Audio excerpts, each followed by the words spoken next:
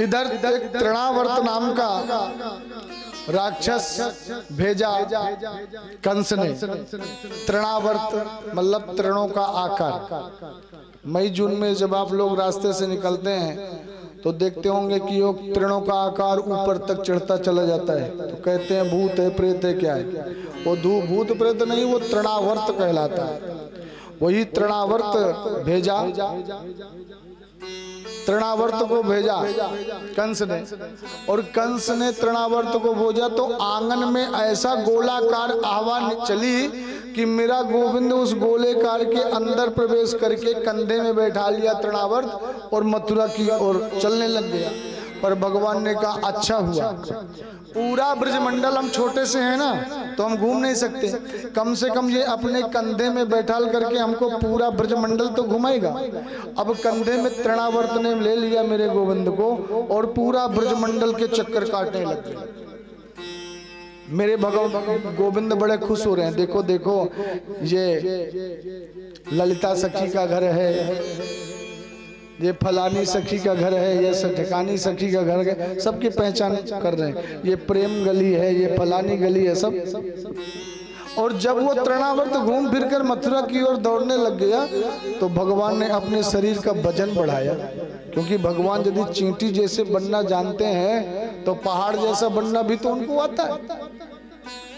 मेरे प्रभु ने उसके कंधे में बैठ करके अपने शरीर का वजन बढ़ाया, और जब वजन बढ़ाया तो तृणावर्त जब मथुरा की ओर भागने लग गया तो सोचने लग गया, अरे मैंने तो नंद के महल से एक छोटा सा नन्हा सा लाला लिया था, पर ये तो मेरे पीठ में इतना वजन हो रहा है जैसे कोई पत्थर मैंने रखा है। कहीं ऐसा तो नहीं कि जल्दीबाजी में मैंने वो लाला की जगह में पत्थर कोई उठा कर रख लिया हो। भगवान ने कि रुक, तूने मुझे पत्थर समझा? लोग मेरे भक्त मुझे पत्थर में मुझे देखते हैं और तू मुझ में पत्थर देखा, इसलिए चल तुझे पत्थर से ही पटकूंगा। और जैसे मथुरा की ओर भगा तो भगवान ने गर्दन को पकड़ी और इतना वजन बढ़ाया कि पर्वत का एक पत्थर पड़ा हुआ था सब पत्थर ही में पटक दिया। सोई हुआ के प्राणांत है गए। तब तक ब्रजवासी दौड़ करके गई, मैया यशोदा उठा लिए। हे भगवान, आए दिन बच्चे के ऊपर कोई ना कोई आपत्ति विपत्ति आती रहती है, क्या करें कैसे करें? बस ये सोच सोच के परेशान थे। सब अपने घर को आए। पर एक दिन क्या हुआ, गर्गाचार्य जी मथुरा से निकले तो वसुदेव जी से मिलना होगा। वसुदेव जी ने कहा, गुरुदेव आज कहाँ? गर्गाचार्य जी ने कहा, बस कहाँ जाना है, कुछ किसी बच्चे का नामकरण संस्कार करना है। सोई वसुदेव जी को याद आई कि एक बालक 2 वर्ष का है गयो और एक बालक 1 वर्ष का हो गया, नामकरण तो अभी तक भयो ना है।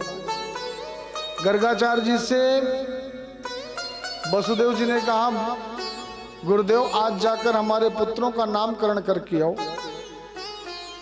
अब तो महाराज गर्गाचार्य जी ने कहा, देखिए वसुदेव जी, यदूना महमाचार्य ख्यातश्च भुवि सर्वतः सुतं मया संस्कृतं ते मन्यते देवकी सुतम।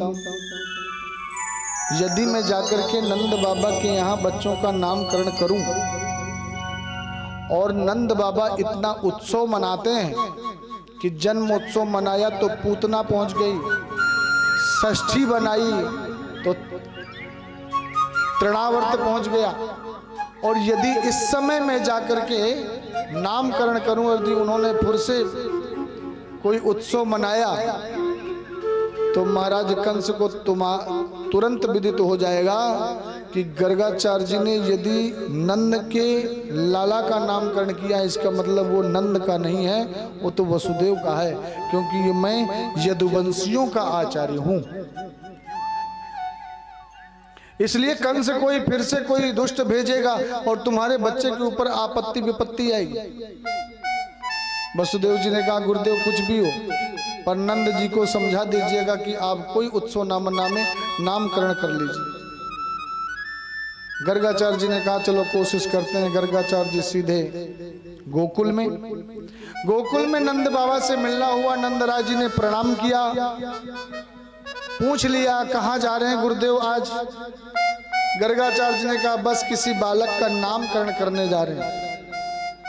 नंद जी ने कहा महाराज रोहिणी जी को लाला 2 वर्ष का है गो, हमारो लाला 1 वर्ष को है गो, अब तक नामकरण ना भयो। महाराज आपसे निवेदन है कि पहले चल करके हमारे पुत्रों का नामकरण कर दीजिए। गर्गाचार्य ने कहा नहीं नहीं, मैं आपके बच्चों का नामकरण नहीं कर सकता, और क्योंकि यदि मैंने नामकरण किया और आपने उत्सव मनाया और यदि आपके बच्चे के ऊपर कोई आपत्ति विपत्ति आई तो उसके जिम्मेदार हम होंगे, इसलिए हम नामकरण नहीं करेंगे। नंद बाबा ने कहा महाराज कोई उत्सव नहीं मनाएंगे, आप तो चलकर गौशाला में बैठ जाओ, वहीं नामकरण कर दीजिएगा और वहीं से हम आपको विदा कर देंगे। ठीक है। गर्गाचार्य जी गए, गौशाला में बैठ गए। इधर नंद बाबा आई यशोदा मैया के पास और बोले मेहर सुनती हो? हमारे ब्रज में मेहर जानते हो किसको कहते हैं? देवियों को मेहर कहते हैं, जैसे पत्नी है किसी की तो वो मेहर कहते हैं। इसलिए नंद बाबा कहते हैं मेहर।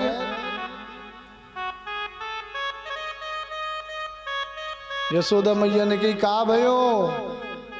बाबा ने कही देवी आज लाला को नामकरण होएगो, रोहिणी जी को बुलाए